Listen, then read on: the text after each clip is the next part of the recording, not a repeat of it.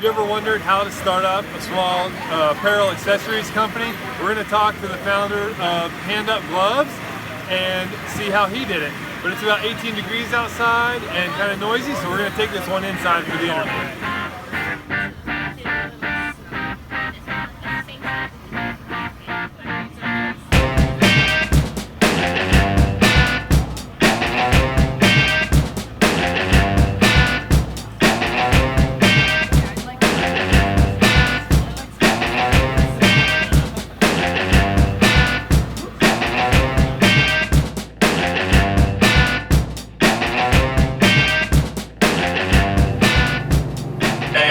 With BikeRumor.com, and I'm here with Cody Wallis of Handup Gloves, and we're going to talk about how he broke into the cycling industry.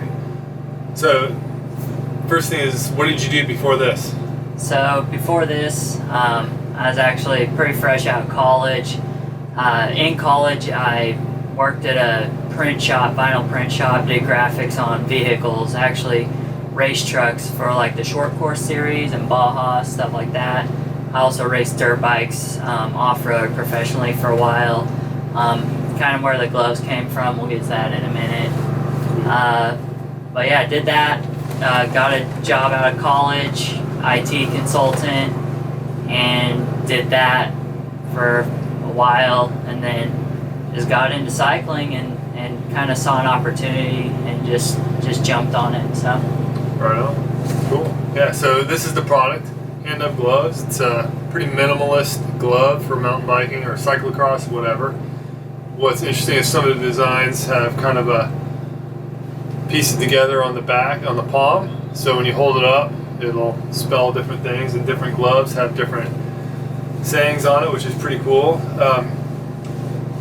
Really then, like, once you had the idea, what was the inspiration? What made you want to do this? Yeah, so like I said, I came from racing motorcycles, and I just wore a similar glove to this racing motorcycles. And I mean, you hold on to a motorcycle of 50 horsepower, it should be good enough to hold on to a bicycle. And I got into cyclocross, borrowed a buddy's bike one season, raced it, loved it, bought his bike, bought bikes since then. Just kind of fell in love with cyclocross. It was like the perfect hybrid from like the intensity of racing motorcycles to, like, you know, cardio and all the kind of exercise aspects of cycling. I wore similar gloves. When I ran out of all my dirt bike gloves, I just started looking at the market, the existing cycling market. Didn't really find anything I liked. At the same time, I saw socks were going crazy with designs. You know, every month it seemed like there's new sock companies, and I thought, you know what, gloves are just another accessory. I had a specific thought in mind, like you said, minimalist, no padding, tacky on the fingers. I thought it was cool, like NFL players, you put your hands together, that was cool. I thought that'd be cool to bring the cycling industry.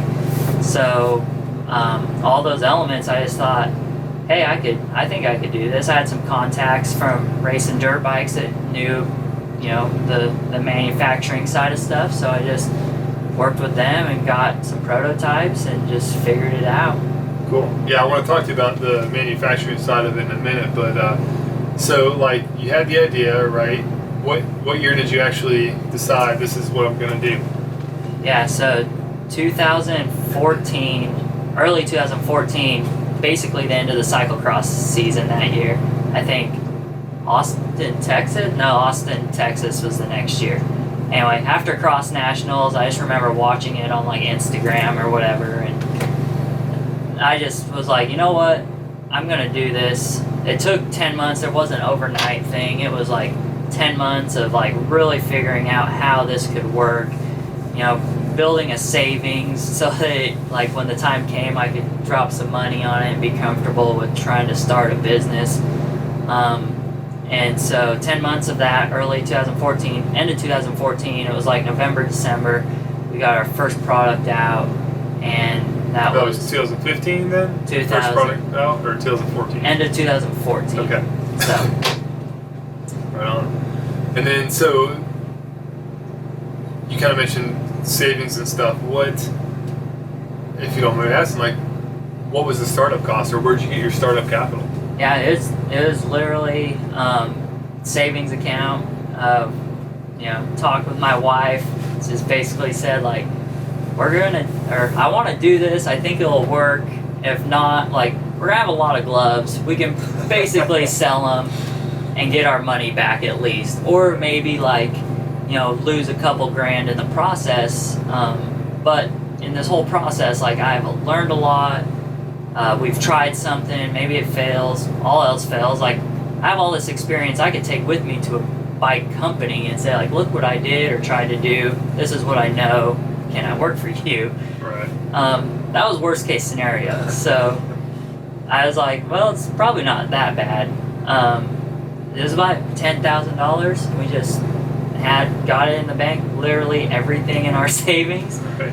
and just started it with 3 colors. One design, 3 colors. Got enough gloves. Well, had to outsource manufacturing, and we have some minimums to meet. So that was the minimum. So we did it.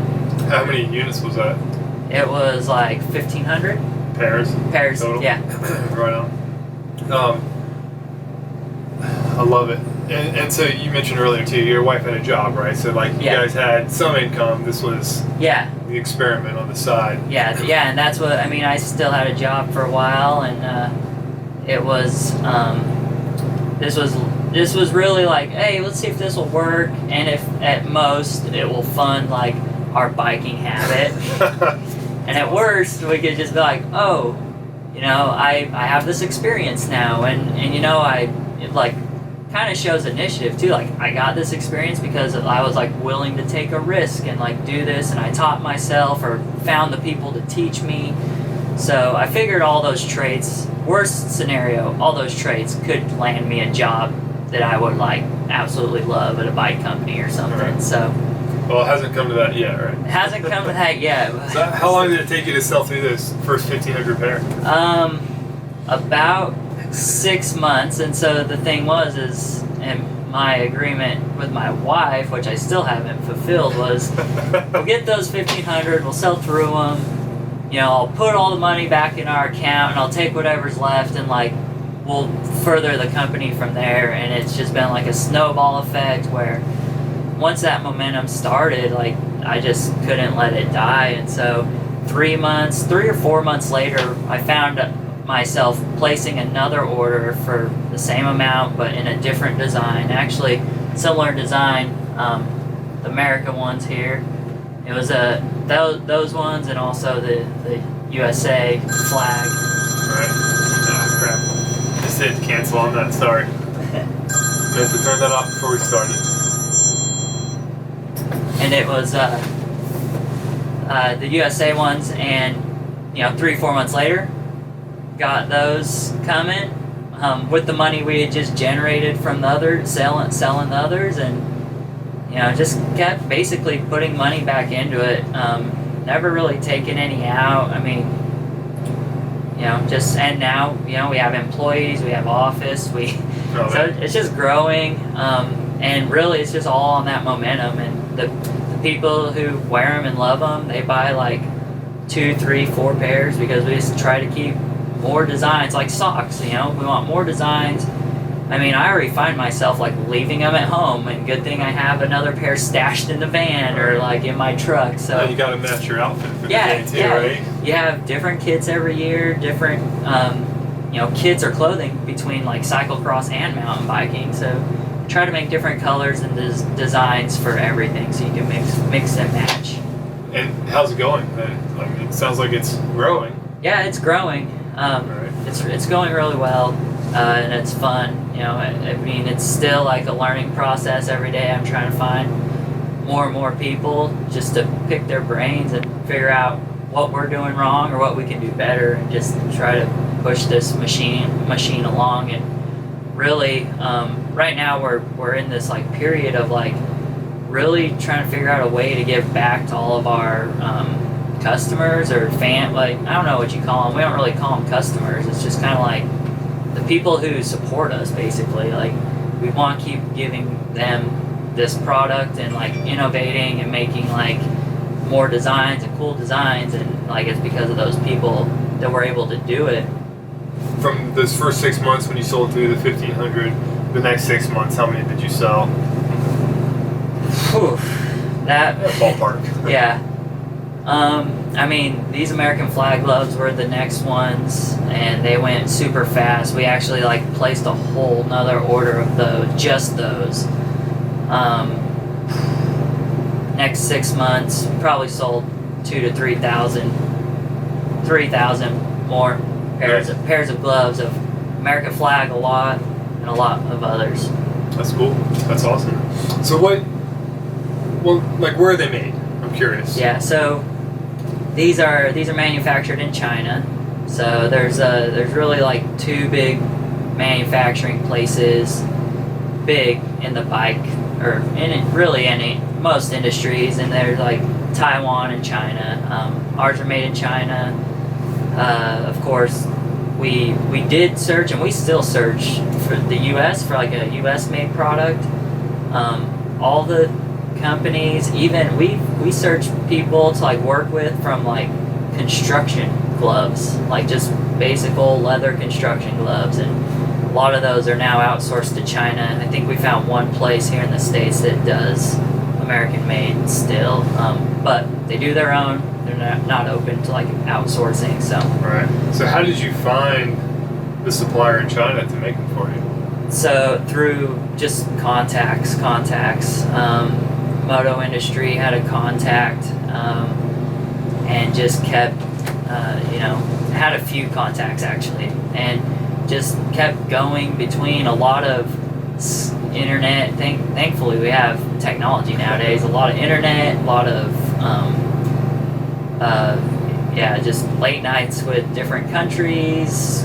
Trying to break down barriers of language, and you really learn how to communicate at the simplest level. Right. when you talk like cross language barriers, because you can't use slang terms that we're used to, big words. You just really have to boil it down to exactly like what you want in the simplest terms. Right. Do you have a manufacturer's rep over there, or are you dealing directly with the factory rep? Now we have a manufacturer's rep over there.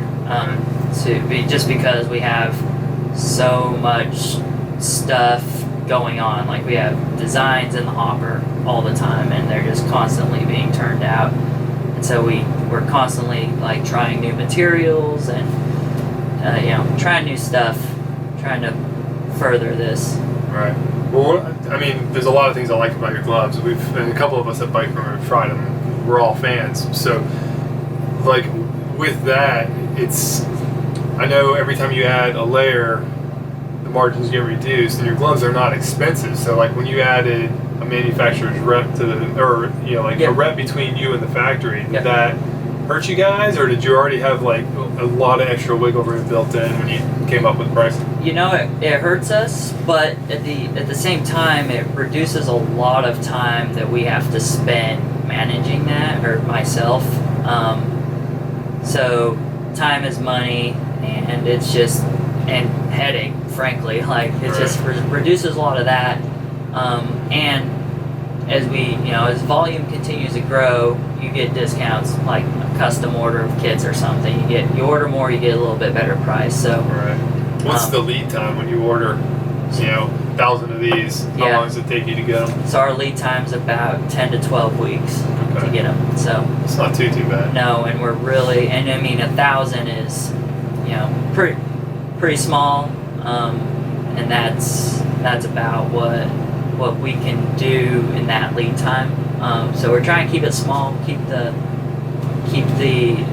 designs fresh, and the industry kind of moving that way. I mean, socks do it. I think socks minimum is like 144, and their lead time's even quicker. So kind of hard to keep up with them, but trying our best as a different piece of the product, different piece of the attire, to like keep up and match with those, or kits, or bikes, or helmets. Like there's a lot of stuff people match gloves to. Right. So have you guys talked to like Defeat or somebody about maybe matching a pattern? Yeah, so a lot of talk with Defeat about that before. we actually know the people to feed. They're out of North Carolina as well. So, but just recently we had a bundle package with Swiftwick socks out of Nashville. So right down the road from us in Chattanooga, Tennessee.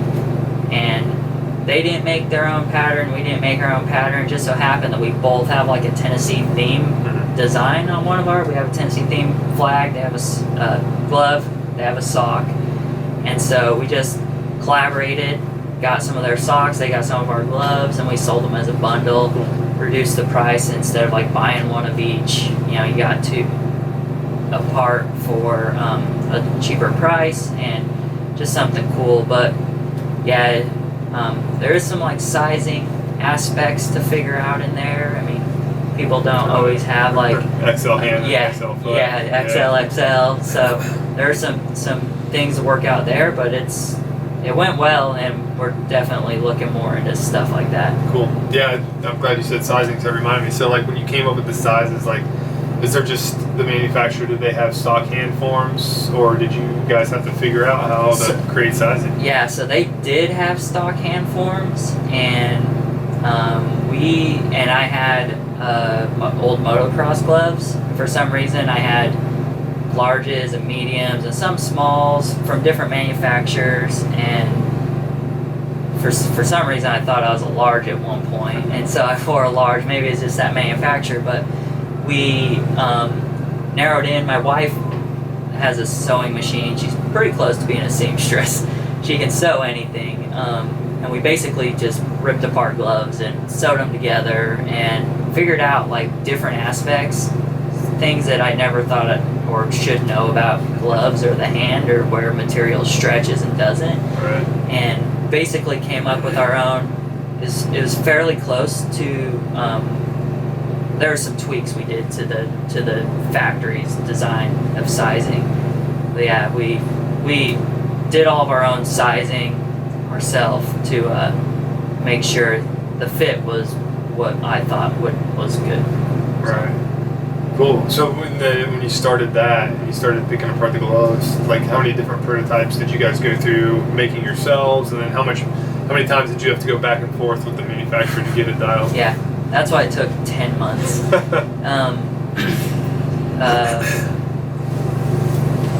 We did a lot of prototypes. We had ourselves probably had 3 or 4, but I want to say between factories and different factories, there's probably like 10 different prototypes, and there's still.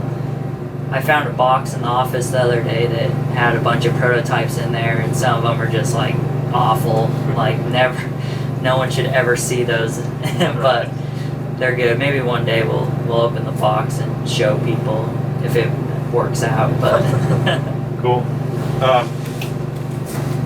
Marketing methods. You're here. We're at the USA Cycling National Championships in Hartford, Connecticut for the 2017 ones. Yep. It's freezing outside. You guys are bundled up next to the space heater in your tent. Like people try them on, and like when I was there, just taking some pictures of the new ones, which we'll get to in a second. I mean, you sold probably 10 pair in like 10 minutes, which is awesome. But so besides going around to different events and stuff, how are you getting the word out?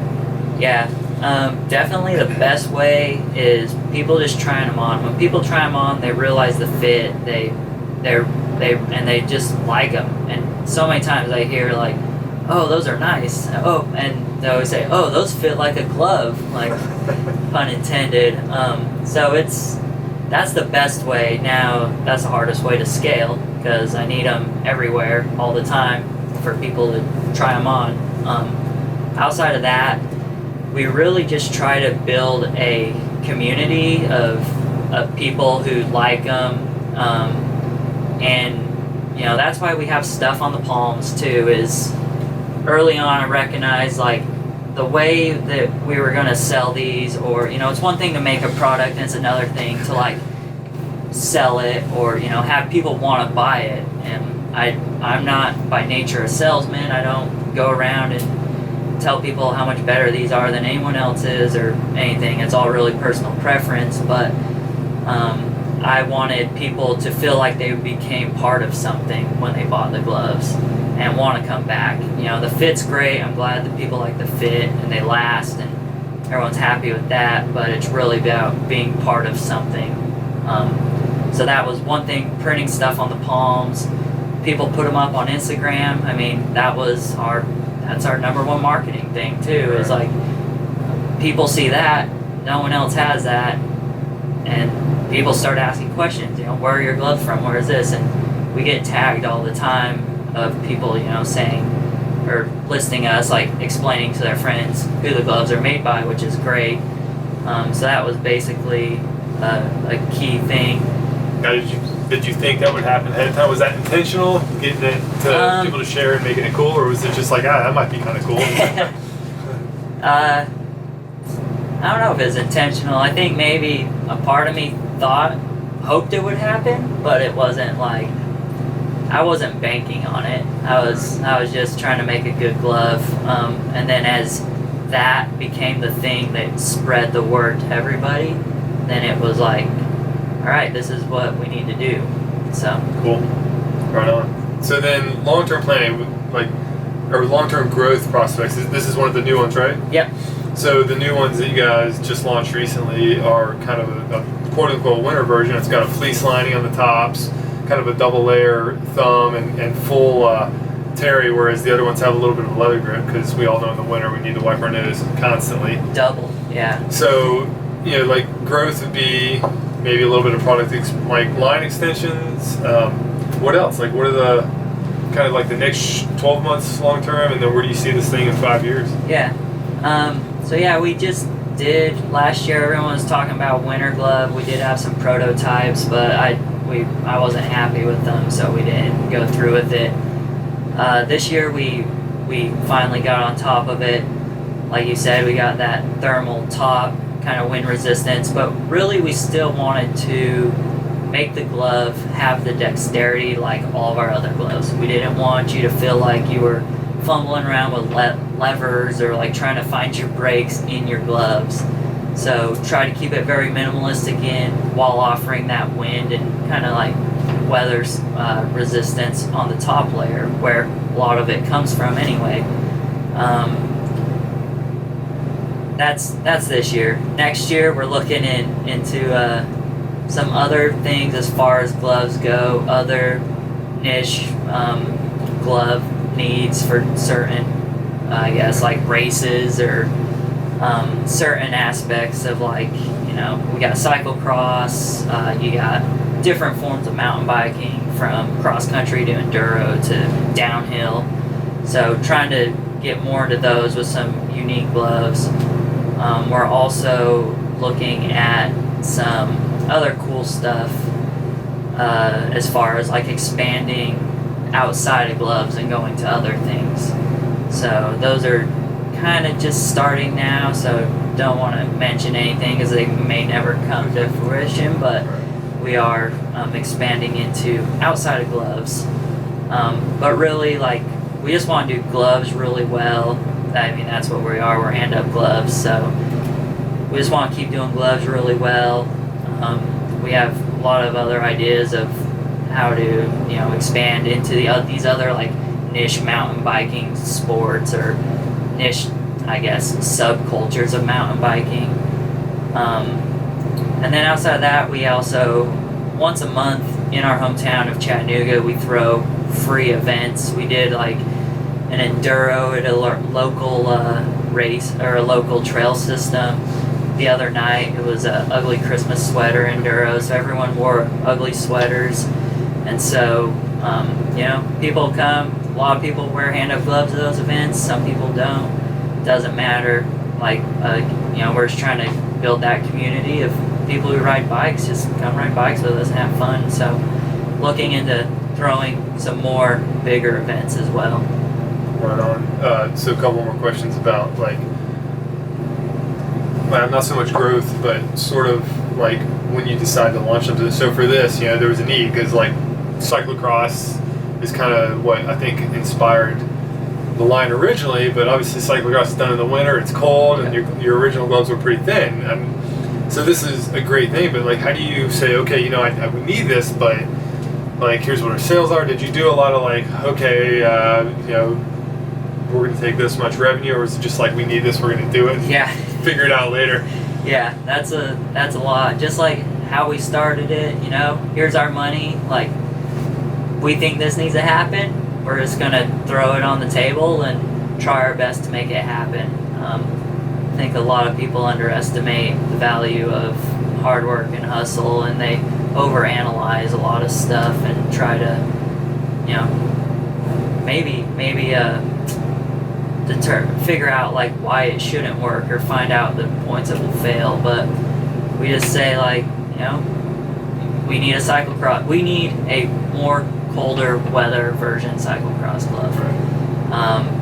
Revenue, that doesn't matter. We'll figure that out on the back end. We're just gonna make it, and we're gonna hopefully make it right. All right. So, well, I mean, I think you kind of proved the concept with these, and it's supposed a fairly low risk venture at that point. I mean, the downside is you have some gloves sitting out for a couple years you got to sell, but I think they'll do well for you for sure. Thanks. The sales side of it, do you guys only sell direct? Do you sell into shops? Do you go through a distributor? Yep. So we have multiple ways of selling. So we do a lot of online stuff direct on our website. Really, which is handupgloves.com. handupgloves.com. Yep. Really easy. Check out, process everything.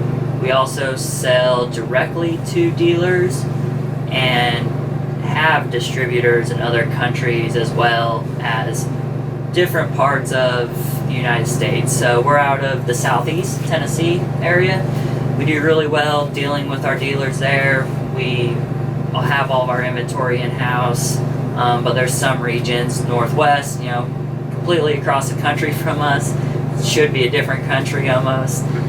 So we have a distributor there, and in the Southwest that handle those territories. They have all the relationships with the bike shops, so they get a bulk of the gloves. They get to distribute them.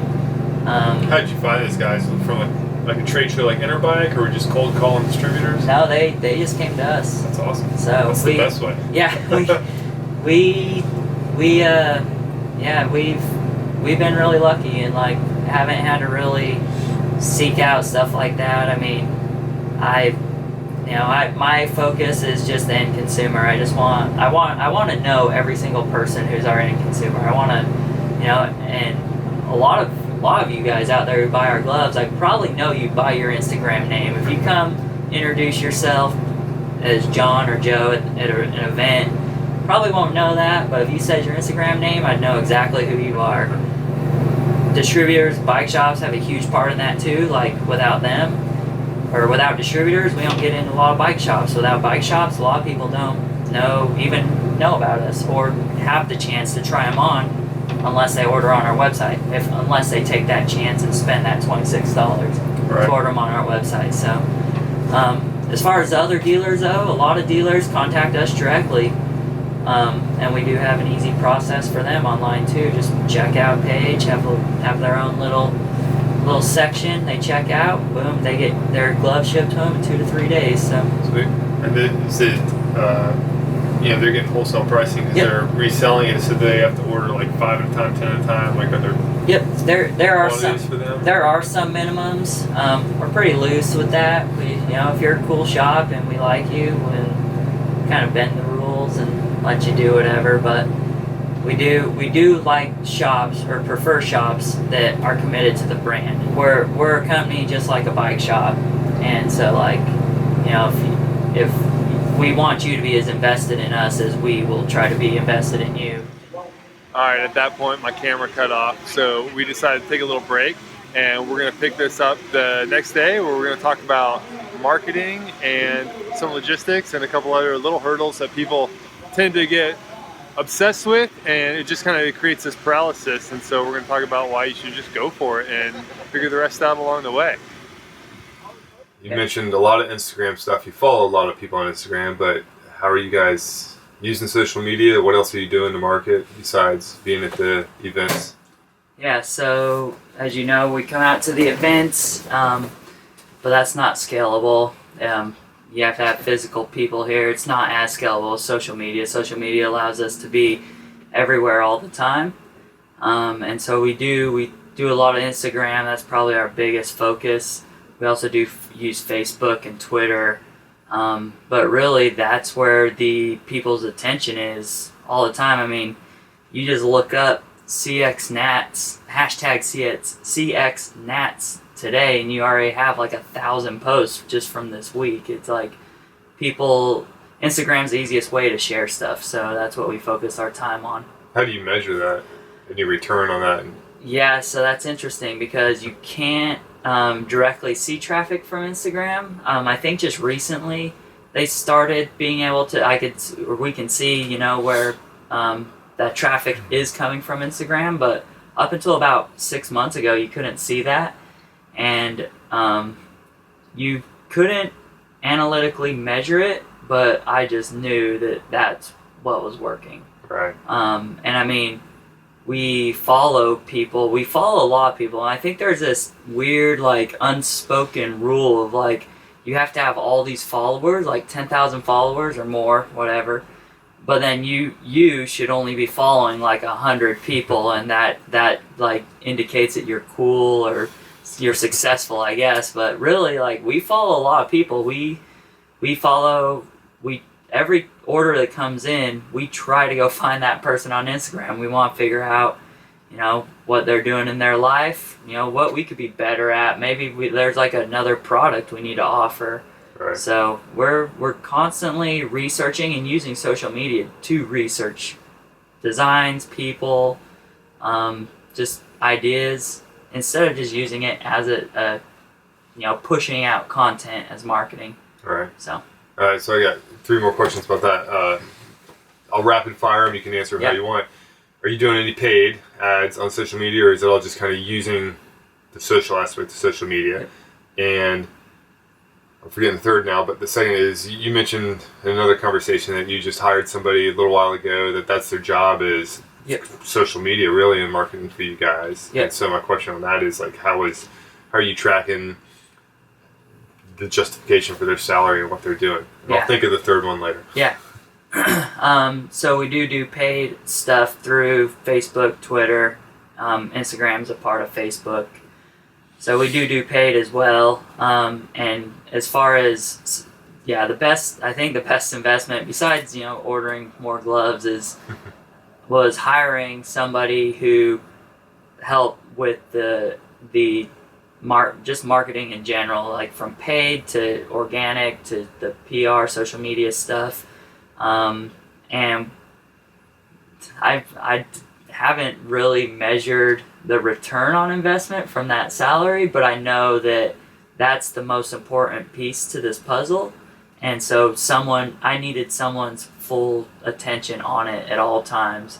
And so, he comes in the office, maybe we'll slack out of 8-hour days during the week, do like a 6 to 7 hour day, but he's on through the weekends, 24/7. So it's just this like organic, weird job that isn't a 9 to 5, but he kind of has to be in there in the office so that we can like communicate and pass ideas around. Right. But he's on social media all the time. And I haven't measured the return on investment in that, but I just know, like I know we had a lot of orders that generated from Instagram in the beginning. I know that like just when you like watch it every single day, you just know that like something's good, and you can't. It's kind of that gut feel. Yeah.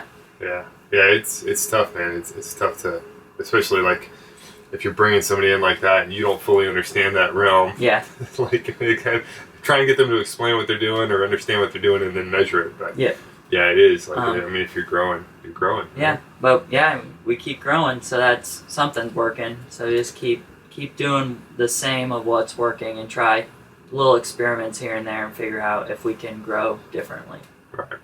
Cool. And then with the paid stuff, do you guys, when you do a paid push on Facebook or Twitter or whatever, what are you trying to get out of that? Like a bump in likes and fans and followers, or are you trying to get that to translate directly into sales? It's both. I mean, when we do paid stuff, we look at paid stuff as like quantity, and then all of our organic stuff is quality. So really, what we're trying to do with the paid stuff is just reach people that haven't heard of us before, or and that's easy to do through those tools because you can hone in on different states and different interests of people.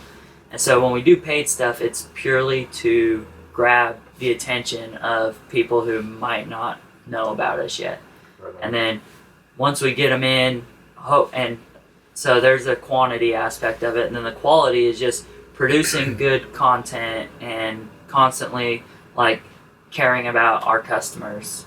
And so hopefully, you know, these people come into our little ecosystem and become a fan or a customer, and we can give them value back in ways of like, you know, helping them build their following if that's what they're interested in, or, you know, just letting, you know, they buy a set of gloves, hopefully they're happy with that. Right. So You're just entertaining them. I feel like a lot of it's entertainment. You know, you provide something of value, and in your case, it's cool, pretty pictures, right? Which is what Instagram's all about. Yeah. Really. Yeah. Yeah. All right. So I remembered my third one.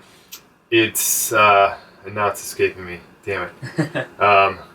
The design on the gloves with the thing like this. When you came up with that, was that intentional, or you think, you know what, people are gonna photograph this is gonna blow up, or was it just like, it's kind of cool? Let's do it. Yeah. In the back of my mind, that was always a piece of the puzzle as far as marketing. I knew that we could make a great glove, we could make a cool design, but you know, it's short of people coming to events, events are probably the best marketing because people can come, put their hand in the glove, and instantly they're like, oh, this fits great. So short of that, I knew there had to be something that needed to be viral, if you will. I mean, it's not like a big hit, but needed to be something different that stood out. And so that's where it came from. I like football as well, and I just thought, man, that's cool. You know, receivers do that on their gloves.